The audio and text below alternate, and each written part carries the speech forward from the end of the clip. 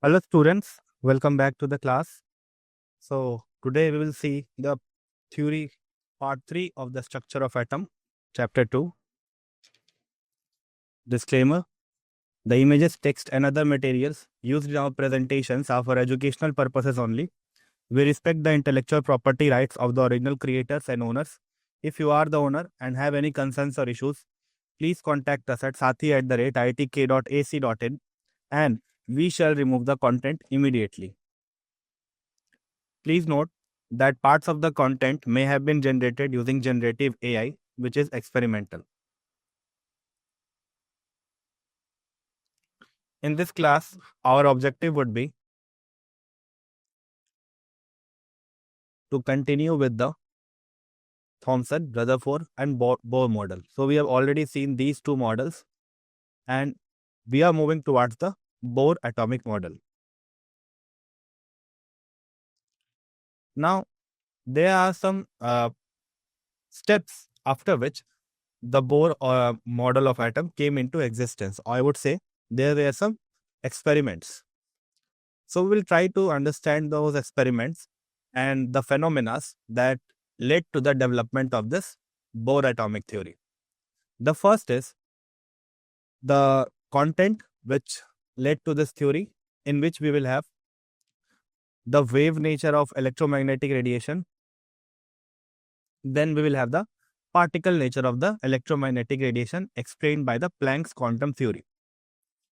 So today's class will be very interesting. I will try to make you understand this quantization of energy, a very specific part of this today's lecture.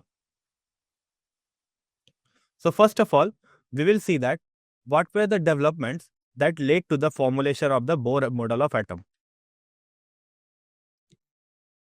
So the first formulation was the dual character of the electromagnetic radiation. Now what does it mean? It means that radiation poses both the properties, that is of the wave and of the particle. Clear? So you can't explain the electromagnetic radiation by taking them as wave only or particle only. You have to consider them as both particle and radiation. We will see it. What is this radiation property and what is this particle property? Then we will see that what are the experiment results regarding the atomic spectra. First of all, let us try to understand the James Maxwell theory of electromagnetic radiation. So in this phenomena, what he did, he tried to explain the electromagnetic radiation by telling it as the wave nature. Now, he said that what happens in electromagnetic radiation is that electrical waves and magnetic waves, two types of wave, travel perpendicular to each other. That results in a electromagnetic radiation. Now, every light that you see around you, okay, every light, including the visible, UV, radio wave, so all spectrum of the light that you see around are an example of this electromagnetic radiation. We will see that what is radio wave, what is your, say, electro wave, gamma rays. So we'll see all of them. But before that, first let us try to understand in general that what is electromagnetic radiation. Now he said that if an electrically charged particle is accelerated, okay, then it emits electrical and magnetic field. Now, these are transmitted in the form of waves, which is called as electromagnetic waves or electromagnetic radiation. I have mentioned earlier in the previous class that due to the emission of electromagnetic radiation, when a charged particle is accelerated, Bohr's model was rejected. Okay. So this was given by the Maxwell. I have said it earlier. So that thing we will study, that how this electrically charged particle emit radiation on under acceleration and what is that radiation, what are the characteristics of the radiation, and how do we characterize it into different parts of spectrum. Now, about the spectrum, we will see it in the coming slides. What is spectrum? What is electromagnetic spectrum? So till this point, we have learnt about that. Okay, what is electromagnetic radiation and how it is produced. If I try to plot it on a graph, then what it would look like. So suppose if I break our electromagnetic radiation into two parts. So I said it, whenever electromagnetic radiation is passing, it means that there are two waves which are composing that electromagnetic radiation, which is electromagnetic field, electric field, and the magnetic field. Now, the component of the electric field is represented here by the red line, whereas the component of the magnetic field is represented here by the blue line. They are oscillating. Oscillating means this type of movement, going down from the mean position and going up from the mean position. So they are oscillating in a plane which is perpendicular, which is mutually perpendicular. So if you consider the plane of oscillation of this electric field, then that plane is zx. Okay, so here is the z, here is the x-axis, and the plane that is formed by these two axes is the plane where our electric field is oscillating. And on which field your magnetic field is oscillating? So your magnetic field is oscillating in the xy axis, xy plane. Now these two planes are mutually perpendicular to each other.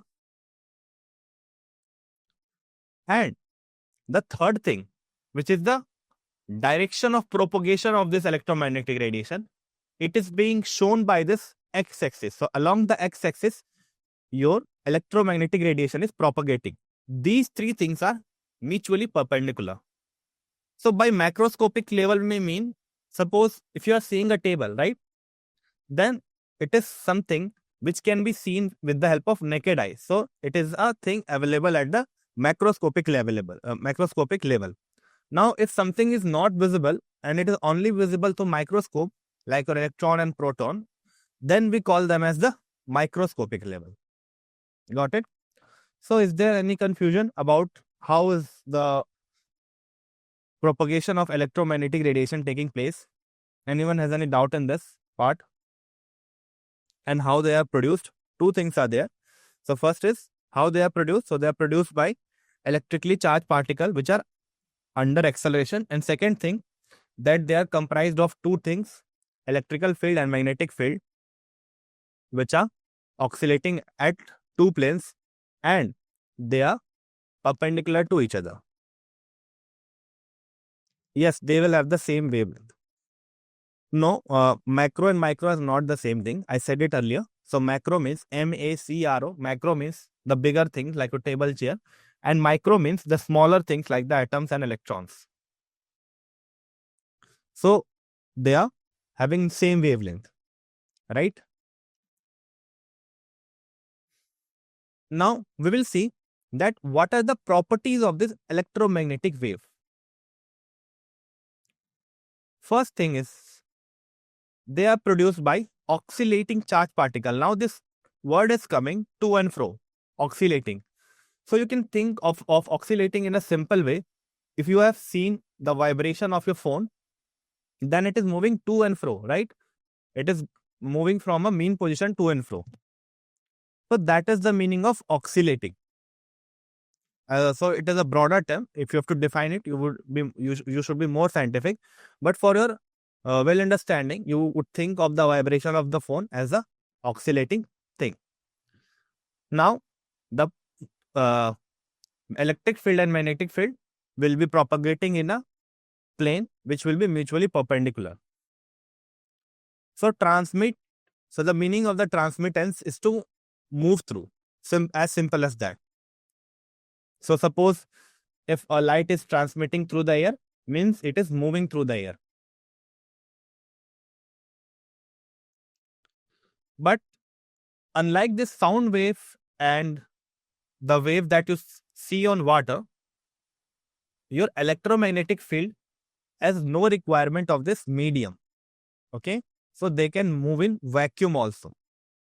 So if you consider the sound wave, they are moving much faster in the solid state compared to the liquid state, and much slower in the gaseous state as compared to the liquid state. Clear? But your electromagnetic radiation, they do not require a medium to travel through. They can travel even in the vacuum. So, unlike the sound waves, so if you must have seen the ripples on the water, if you throw a stone on the water, you will see a ripple. Now that this ripple is simply a force that is carried on through the surface, and the medium that is required to carry that force to the other side is the water.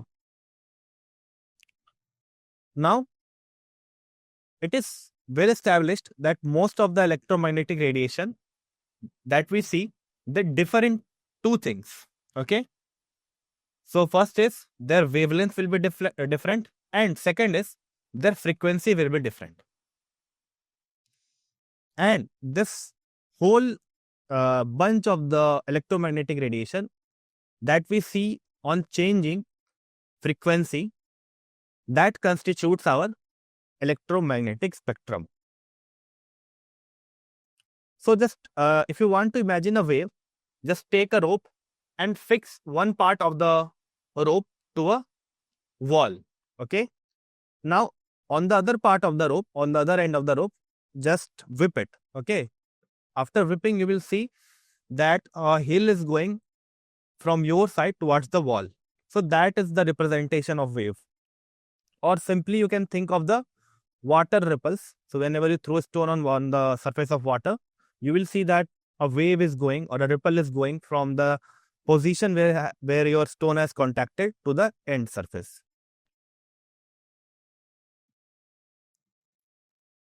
Now, different kinds of units are used to represent this electromagnetic radiation. We'll see it in the next thing. So what we have done till now, so we have done two things. First of all, we have seen that how this electromagnetic radiation is produced. So it is produced by the oscillation of the charged particle, and on the oscillation of charged particles, two fields are produced. First is electric field and magnetic field, and they are oscillating in a plane which are mutually perpendicular. This results in electromagnetic radiation. And third thing is that the direction of propagation is perpendicular to the plane where your electric field and magnetic field is oscillating. Hence, you can say that the direction of oscillation of electric field, magnetic field, and propagation of light or electromagnetic radiation are mutually perpendicular.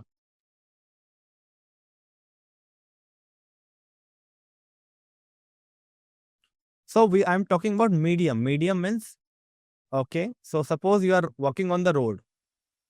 So what is the medium that is helping you to travel? It's simply the road. So if you are talking about sound, then sound also needs a medium. If you are speaking something, then it is going to someone's ear. Then the air molecules in between you and the listener is acting as a medium, right? Yes, they are produced by the oscillation of charged particle. So we will see what are the units. I am not explained this point fully. We will see about this fourth point in the next section. Before that, let us try to understand about electromagnetic spectrum in more detail. So, there are different regions of spectrum which are identified by different names. For example, if the frequency is 10 to the power 6 Hertz, we call it as the radio frequency. If it is 10 to the power 10, then it is microwave region. Then if it is 10 to the power 13, infrared, and so on. So you can imagine this spectrum by this diagram. So it will explain all your doubt about this electromagnetic spectrum. So what we do simply in electromagnetic spectrum is that we keep on changing the frequency and wavelength. So this is your frequency and this is your wavelength, right? You can see in the plot that as the frequency is increasing from right to left, the wavelength is decreasing. So first we have 10 to the power 24 frequency, then 10 to the power 22, 20, 18, 16 and so on. Whereas the wavelength is increasing 10 to the power minus 16, 10 to the power minus 14, minus 12, minus 10. Now in this large electromagnetic spectrum, so this thing you called it as a spectrum. It is something which is consisting of a band, which is due to the electromagnetic radiation. So we called it as the electromagnetic spectrum. Now, a very small part of this spectrum is the thing that we can see. We can see only a small part that is having a wavelength from 400 nanometer to 750 nanometer, which is called as the visible spectrum. Other than this, we have this gamma rays, X-rays, UV rays, IR rays, microwave, FM, electromagnetic, AM rays, then long radio waves. Yes, every light that you see, that you are able to see, if it's red, black or any light, they all are constituted in the spectrum. Apart from this, all these parts like a radio wave, long wave, X-rays, they are also constituted in the electromagnetic spectrum, and this whole bunch of frequencies and wavelength make your spectrum complete. Now, there are some ways to define an electromagnetic wave. So I'm talking about frequency, I'm talking about wavelength. We will try to understand these terms one by one. What is a frequency, what is wavelength and all. First is wavelength. Okay. So wavelength is simply the distance, I would say it is the number of complete waves that is seen and its dimension, right? So suppose in doing a complete oscillation, a wave is covering 2 meter. So that 2 meter will be considered as the wavelength. Okay. So smaller units are used for it because it is very small. This distance is very small. Its SI unit will be, of course, meter. Now, second thing is frequency. What is frequency? If I try to define it in a simpler term, then it is the number of complete cycles that electromagnetic waves make during 1 second. Okay. So it is represented by per second. Third thing is velocity. Now remember, students, always that whenever we are saying, no matter what is the frequency or what is the wavelength, an electromagnetic spectrum will always have a speed of 3 into 10 to the power 8 meter per second. So this will be not 108, it will be 10 into 10 to the power 8. Okay. So these three things, which is wavelength, frequency and velocity, they are related by the equation C is equals to nu into lambda. So where C is the speed of the light, instead of V, we have taken it for light as C. Nu is the frequency and lambda is the wavelength. What is the meaning of one complete cycle? So this was our wave. Okay, this was our wave. So distance between any two consecutive crest or trough is called as the wavelength. So suppose your particle is starting from here and it is going all through this way. So I'm not saying it literally. You can understand it in a way so that you can get a clear picture. So what is happening? Your particle is going all the way through this one point to the other point, and the distance covered, this distance covered, is called as the wavelength. Now the number of this complete, so this will be always also called as one complete cycle. One complete cycle. And the number of complete cycles in 1 second is called as frequency. Is it clear to all of you? Any doubt till this point? Okay, let us move forward. Now talking about the third thing. So this is called as crest. Okay, this is called as crest. if you are considering this as the mean position, then the maximum displacement, positive displacement, so this point is called as the crest, and the minimum displacement is called as the trough. So distance as between any two consecutive crests or two consecutive troughs is called as the wavelength. Now coming on to the next terminology related to electromagnetic radiation, which is wave number. So it is very simple. You take the reciprocal of the wavelength, then you call it as the wave number, having the unit as meter inverse. But since it is very small, we take centimeter inverse mostly as the unit of the wavelength. But the SI unit will be always meter inverse. So Abhi, what I am trying to say it here is that, so listen very carefully. When I am trying to say that the distance between two crests, so that means one cycle. Okay. So if your particle starts from here and ends up at the next crest, then we call it as the cycle, one complete cycle. Got it? Any doubt?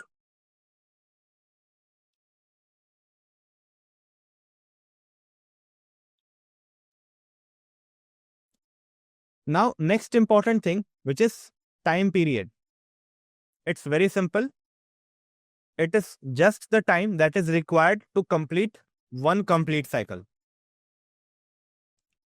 So, the relation is very important. It is given by T is equals to 1 by F, where F is the frequency and T is the time period.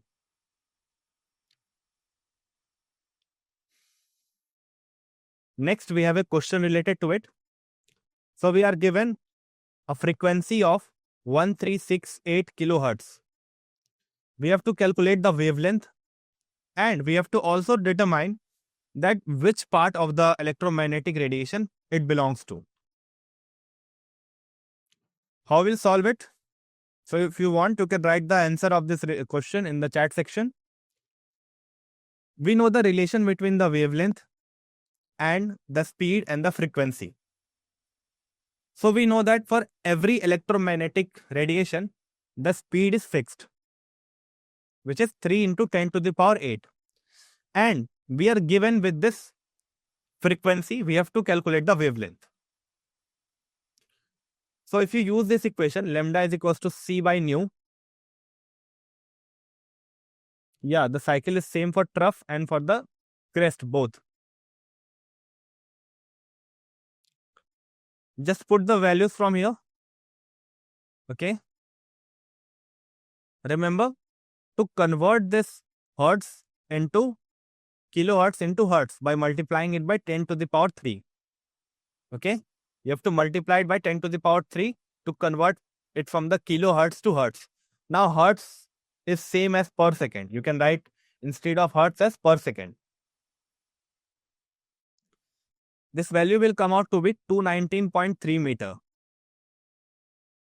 Now, if you go back and see at the spectrum, you will find that this wavelength is true for the radio wavelength. Okay, radio wave. Clear? So, any doubt in this question? I guess it's a easy one to crack. You are given with the frequency. You know the speed of electromagnetic radiation. Just put the values. Do not forget to change the unit. Now, next question. The wavelength of the visible spectrum extends from 400 nanometer, which is for the violet light of the visible region, to red part, which is 750. Express this wavelength in frequencies. I guess this is also an easy one to do. So I am passing through it quickly. So we know that 1 nanometer is equals to 10 to the power minus 9 meter. So those who are interested to solve it, just write their answer in the chat section. So this can be solved by using the frequency formula, which is nu is equals to c by lambda. Then, what will be the lambda? So lambda can be converted first to the SI unit. So 400 into 10 to the power minus 9 to convert this nanometer into meter. the speed of the electromagnetic radiation will be fixed. Remember this thing. We will always take this value. Now, it will come out to be 7.50 into 10 to the power 14 hertz. So this is for the first part, that is violet light. What about the second part, red light? So again, for the frequency of red light, we will take again nu is equals to c by lambda.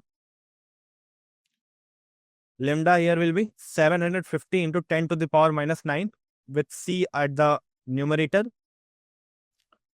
This value will be 4 into 10 to the power 14 hertz. So, the visible spectrum starts from 4 into 10 to the power 14 and moves to 7.5 into 10 to the power 14. Okay, I guess this is an easy question to do. Next question. Calculate the wave number frequency of a yellow radiation having a wavelength of 5800 angstrom. Now, what is important in this three questions is that you must know the conversion part. The formula is very easy to apply. Okay, no doubt in that. But the conversion part is important. How I am converting nanometer to meter, angstrom to your meter, you must see those things and remember those conversions. So, how will calculate wave number? If lambda is 5800 angstrom, to convert it into centimeter, we will simply multiply it with 10 to the power minus 8 centimeter. If you have to convert it into meter, then multiply it with the 10 to the power minus 10 meter. Got it? Now, I have done it in the second part. So, this is the meter conversion. Now, next we will calculate the wave number, which will be 1 by lambda. Just put the values here. You will get it as 1.724 into 10 to the power 6 per meter as the wave number. Unit is very, very important for you. Or you can write it in terms of centimeter also. Now, moving on to the next part, which is calculation of frequency. Okay, so we know that 1 by lambda is equals to, this nu is equals to c by lambda. Nu will be equals to c by lambda. Just put the values. C we know, lambda we have calculated. We will get your frequency from here. Got it? So this will be nu and not nu bar. Now, we have seen the wave nature of the electromagnetic radiation. And how do we know that it has a wave nature? Because many of the phenomena which you have studied in physics also, so they are only explained by this wave nature. Example, diffraction, reflection, okay, or that bright spot phenomena, all of those can only be explained by the wave nature. But at the same time, your electromagnetic radiation shows some phenomena that can only be explained by the particle nature. Now, do not get confused in this particle or wave nature. What is the meaning of this? Just simply try to understand this with the help of an example. Suppose we have two things in an ocean. So there are stones which is present at the bottom, and there is a sea which is consisting of water. Now water is a type of wave and your stone is a type of particle. But electromagnetic radiation has a very strange property. According to electromagnetic radiation, it is both a wave and a stone, means both a particle and a wave. So that is very strange. And there are phenomena that clearly indicates that. Okay. So, how can we explain this particle nature? Wave nature. So we have seen diffraction and interference. Okay, so that the double slit experiment is an example of interference. Whereas some phenomena like the black body radiation and the ejection of electron, which is photoelectric effect, we will study about it. Don't worry. We'll study about both of this. So both of these phenomena can only be explained by the particle nature. Third thing is variation of heat capacity of solid as a function of temperature. We will not see this thing in very detail. Our focus would be on these two things. Then lastly is line spectra of atom with special reference to hydrogen. So about this topic, we'll study about this spectrum in tomorrow's class. Our today's focus will be on these two phenomena. So let's see. So first of all, we will try to understand that what will happen to a body if we heat it. So whenever you heat a substance, it emits electromagnetic radiation. How can we understand this thing? So suppose you are taking an iron rod. Okay. That iron rod is black in color. You know it very well, black or any other realistic color that you know, you can imagine it. Now, if you start heating it, then after a certain temperature, it starts to glow red in color. It means that it is emitting red color electromagnetic radiation. So that thing is being written here, that your hot body emits electromagnetic radiation and it emits a wide range of it. So initially it will be red. After some time you will see it as blue. Both lights can be seen. So we'll study about the spectra in the coming classes, next class, because we have much more to cover in this class. So there is a very direct relation here. No, light is not showing a paradox nature. Okay, paradox is something else. So something which we are confused about. Here it is very clear with the help of phenomena. Now, it's very important to understand this point. So as you start heating it more and more, the type of light it is emitting will be of shorter wavelength. Okay. And on heating it on a very high temperature, it lastly emits a white light. And lastly, it becomes blue. So this is the diagram that depicts your thing. Suppose we are heating a body, then T2 is greater than T1.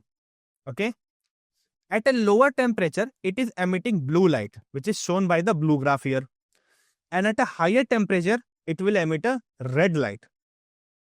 Okay. Now, red light has a very shorter wavelength. So that thing is quite explained here. So remember this thing. If you heat a body, then at a higher temperature, so they are at two temperatures. Okay. At T2 and T1, two temperatures. So at a higher temperature, you will see red light, and at a lower temperature, you will see blue light. So red light is seen at higher temperature because hot body emit shorter wavelength at higher temperature, whereas lower wavelength at lower temperature. So take the example of rod, you will easily understand that why it is emitting and how it is emitting. But the problem here is that if you see a spectrum, you will see that across increasing temperature, it should emit all kind of lights. Why only red and blue? So the point is that why it is emitting red and blue? There are many lights in between red and blue. Why those lights are not emitted? So that thing is something which we should be worried about. Before that, let us try to understand a black body. So irrespective of other bodies, black body has a very unique property that it can emit all type of radiation. Okay, it can emit all type of radiation and it can absorb also all type of radiation. Got it? So if you see a table, if it is white in color, it means it is reflecting back the white color. Okay, but that thing is not true for the black body. Okay, now black body is not a realistic thing. Of course, there can be an approximation to it. There can be a body which can show characteristics close to the black body, but an actual black body is not possible. Okay, so that is important to remember. So what is a black body? Very simple definition. Two things. They can emit every type of radiation and they can absorb every type of radiation, both at the same time. So, for ordinary object, this thing is not seen. There is an incomplete absorption if you radiate light on it, because it is not a perfect absorber and at the same time it is not a perfect radiator. So we can summarize it from here. Then a black body can emit and absorb radiation of all frequency uniformly, and the radiation emitted by such a body is called as the black body radiation. Now, what are the examples of black body? As I have told you, there is no such ideal black body. So you can think of carbon black that is approximate to this black body, and it can fairly represent this black body. Second thing, there is a close approximation also, means there is a close setup also. No, it is not true. Yes, it is a kind of black hole is a kind of black body because it even absorbs every type of light that goes into it. Okay, but the thing is that it does not emit all type of frequency. Now, just take the example of this body that is being given here. So it's a very simple diagram to understand. Suppose we have a circular body and it has a hole at this point. Okay, and inside this wall, so this inside wall is painted black. The carbon black is painted inside this wall. Now, what will happen? Light will come from this small hole and enter this black body. Now, it will reflect from each and every wall. And this reflection will go on until all the radiation is not absorbed. Okay, again, I'm repeating this thing. Just take a spherical thing, paint its inside wall with the carbon black and throw the light on it. Then the electromagnetic radiation will enter through this small hole, and after reflections, multiple reflections, after each reflection, the radiation will get weaker and weaker due to absorption. Got it? And after some time, all of the radiation will be absorbed and the light will faint away. So this thing is written here. Any ray entering the hole will be reflected by the cavity wall and it will be eventually absorbed by the walls. So what is the point that you didn't understand, Akesh? So it's very simple to understand black body, right? So do not take it as a big thing, okay? Suppose you are seeing your mobile screen. So it must be mostly white in color. Now, why it is white in color? Because it is not able to absorb the white light. Or if you are seeing the table, it is not able to absorb the brown light. So mostly tables are brown in color. But that is not the case with the black body. It can absorb every light. And that is the reason it appears black in color. So if something is appearing black in color, means I'm not talking about every body that you see. So that is different from the black body. But since this black body is reflecting each and every light, it is absorbing each and every light and not reflecting any part of it. Therefore, it is looking black in color and it is called as the black body radiation. Yes, it is just the absence of any wavelength of light. So is it clear now?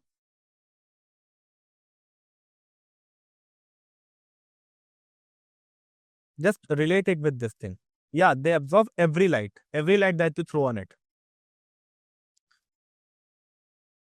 No, there is no limits to its absorption. If you're taking an ideal black body, which is not in existence till now, then an ideal black body should absorb each and every light.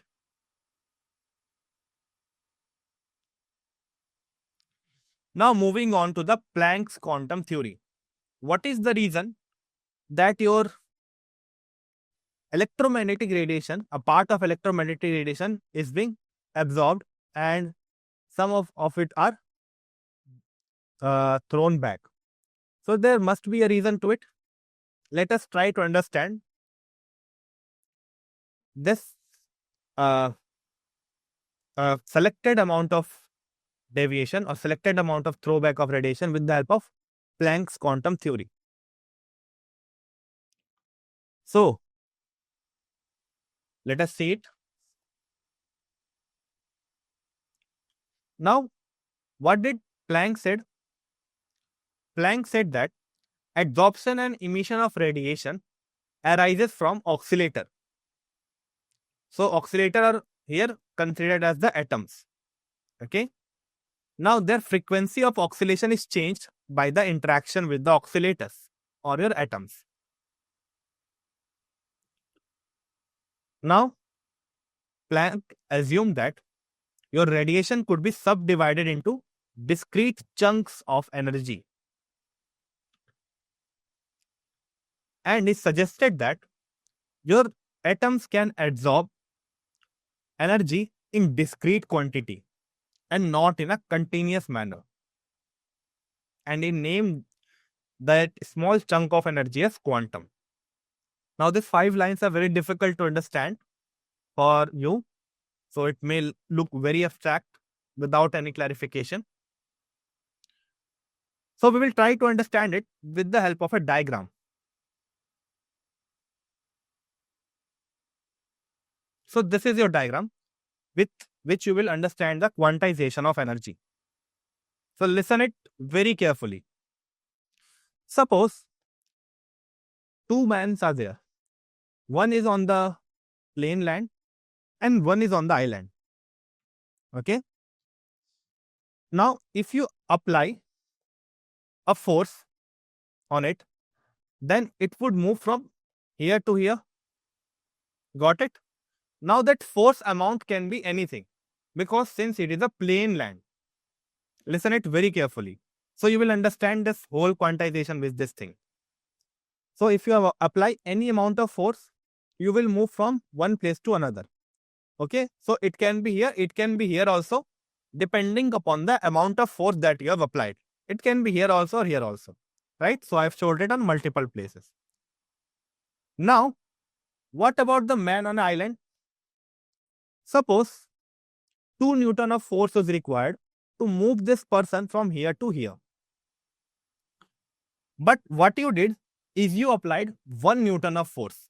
What will happen? Will this man go from one island to another? No, he will not go instead, because if he goes with that amount of force, which is not sufficient to go from this island to this island, then he will fall down in this sea. So that person will remain here only. Or else I would say that he would reject that force in some way. Any doubt in these 2 diagrams? What I am trying to explain?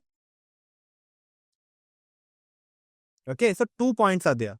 If you are on a plane, then you will accept any amount of force. Suppose you are on a table, you are pushed, maybe you will go on the land, but you will not fall on the sea. But suppose if you are on an island and I am saying you that I will apply 1 Newton force on you so that you fell in the river. So what you will do? You will try to avoid that force. Okay. You will try to take that force only which makes you jump from this island to this island, and I am considering that as 2 Newton. Now, same thing is true for the atom. The electrons present in it are present at a certain energy level. Okay, they are present at a certain energy level, and there is a hole in between, and then there is the next energy level, like this island. If you apply a force, that is, or you apply, if you apply it with a energy like your electromagnetic radiation, which is not enough for it from to go from this island to this island, or from one energy for state to another energy state, then it will not take that energy. Yeah, it is different from your normal physics, very different from your normal physics, I would say. So, are you getting my point that I am trying to explain here? Any doubt in this? That why do your atoms do not absorb every part of the electromagnetic radiation. They absorb only certain part of it.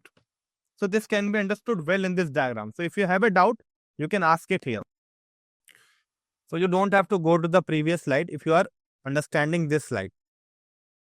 So there are many more things, right, to explain that how it is different.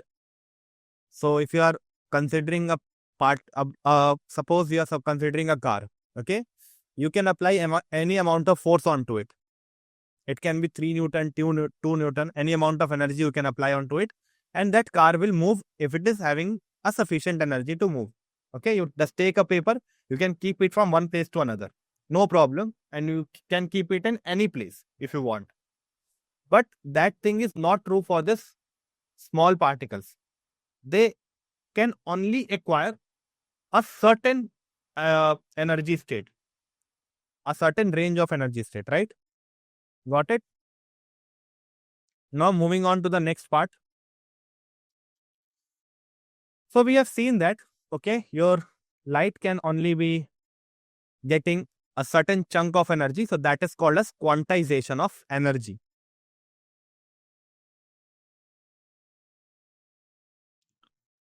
Suppose if you are asked, okay, that how you will calculate the energy of a given frequency, it's very easy. Kaushal, I can't get your point. What are you trying to ask here? So if you are having a frequency, then if you nu is the frequency, then energy can be calculated as E is equals to h nu. Here h is your Planck's constant, which has a value of 6.626 into 10 to the power minus 34 joule second. So this is very important. This formula is very important for you. Now what you can see, here you can clearly see that your energy can only have a value which can be a multiple of this h. So it can have a value of 0, a value of h nu, 2h nu, 3h nu, and h nu. Means it can only have a value which is a multiple of this h nu thing. So it can be a multiple of 1 h nu, it can be a multiple of 2h nu, 3h nu, 4, continuing up to nh nu. Abhi, what did you need to understand? What is the problem in this? Okay. So very simple. We have seen that electromagnetic radiation have frequency. If you are asked that what is the energy of that electromagnetic radiation, you will simply use this formula to calculate the energy. So one thing is this. Second thing is that now if there are two photons, suppose this is the energy of one photon, h nu. If you are asked to calculate the energy of two photons, then you will tell it as 2h nu. Of 3 photons, 3h nu. Of n photons, it will be nh nu. We will study about this photon in the next slide. We will study the Einstein's theory. Okay. So you can consider it as now the particle. That there are two particles in your light, then it will be 2h nu, 3 particles, 3h nu, and so on up till nh nu. So just use this formula to calculate the energy related with a certain frequency. Now, our next phenomena that is related to this particle nature is the photoelectric effect. It is very, very important for you. So, in 1887, Hertz performed this experiment. And what he did is he took a metal. Okay, he took a metal and he radiated it or thrown light on it with a certain frequency. Now, since this again this circuit is incomplete here, so there would be no flow of electricity through it, but it was seen that when this electromagnetic radiation was thrown on this metal, electricity was flowing through this circuit. Now, what is happening here? Suppose your light is made up of particle. Particle must be having some kinetic energy. Okay. Now, that particle will go and hit this metal surface. And in that process, it will transfer its kinetic energy onto the kinetic and onto the electron. As a result, the electron will be ejected because of this extra kinetic energy and it will move towards the positive charge. So this is called as the photoelectric effect. Means electricity that is caused by the use of the light or the photo. Now there are various points related to it. We'll see them. So what were the observation of Hertz experiment? First was, as soon as the light heated the say your metal surface, there was an ejection of electron from the metal surface. And this was very immediate. Second was, so this is the most important point. As you increase the intensity of light, more and more electrons were ejected. Intensity means how high the brightness of that light is. More brighter the light would be, more number of electrons were ejected from the metal surface. Third thing is, you need a certain frequency for the ejection of electron. So it may be possible that you are applying more and more brightness or more and more intensity on a metal surface, but still you will not see the photoelectric effect until and unless you are keeping the frequency of light to a certain frequency depending upon the metal that you are taking. Some different metal require different level of frequency for their emission. Now for each of these metals, they are called as the threshold frequency. Below this threshold frequency, there will be no ejection. Okay. But if the frequency is greater than the threshold frequency, the electron will come out of the metal surface with certain kinetic energy. And as you keep increasing the frequency of the light, you are increasing the energy because E is equals to h nu, and you are increasing the speed or the kinetic energy of the electrons. Now, we can clearly say that we are now considering light as the particle and not as the wave. So, suppose you are taking a red light of any brightness, but it is not dependent upon the brightness. Your ejection is not dependent upon the brightness. Your number of ejection is important for the brightness. So, red light of any brightness will not emit any potassium electron.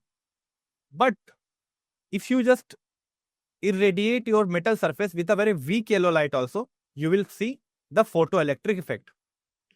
This shows that your ejection is not dependent upon the brightness of the light. It is only dependent upon the frequency of the light.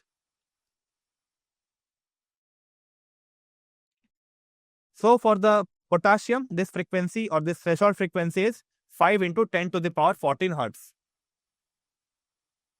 Now for different metal, we have different frequency. This can be shown here. Since your lithium has 2.42, then as you go down the table, this amount of energy that is required to plug the electron, it goes on decreasing. For copper and silver, it is high because they are present at a farther end. Now, any metal can be used for this photoelectric effect, but if you want to see it very quick, then cesium is used because cesium has a very low energy requirement for the ejection of electron. Now, what was Einstein's hypothesis behind this? So, he was able to explain this photoelectric effect with the help of the Planck's quantum theory. So, you can think of the photoelectric effect as shooting of a beam of particle, which is called as photons, on the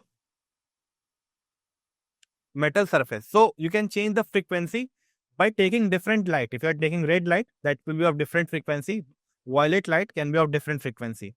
So, multiple sources are used according to the required frequency. Then, what was said that if your photon is attacking a electron of an atom, then it is transferring its kinetic energy during the collision. And some energy is required to plug the electron. So suppose a photon has some amount of energy, then a part of it will be required to plug the electron, and the extra amount of energy that photon is carrying, that will be transferred as the kinetic energy of the electron. So this can be seen here in the diagram as well. I've already explained this diagram. Now, the important point is that greater is the energy of the photon, means greater is the frequency, greater will be the kinetic energy of the given electron. So, what is the kinetic energy of that ejected electron? It's very simple to calculate. So, of course, it will be directly proportional to the frequency of the electromagnetic radiation. So, we have two things. Okay. So, h nu is the energy of the radiation, and h nu naught is the energy that is required to remove the electron from the metal surface. Now, the extra amount of energy that this is present in this h nu will be used as the kinetic energy of the electron. Therefore, what will be the equation for it? So, if h nu is the energy of this radiation, h nu naught is the energy that is required to plug the electron, then half mv square is the kinetic energy. Therefore, we can say that the energy of photon is used in two things. First is ejection of electron, and second is providing kinetic energy to the electron. So, if it is electron, then mass will be taken of the electron, which is 9.1 into 10 to the power minus 31 kgs. So, what we can say, that larger the number of photons that we radiate on the metal surface, larger will be the number of photons. Given that your frequency is strong enough to eject the electron, then only your ejection will be seen. And the number of ejected electron will depend upon the intensity. So this was all for today's class. Thank you for attending the session. We'll see rest of the part in the next session.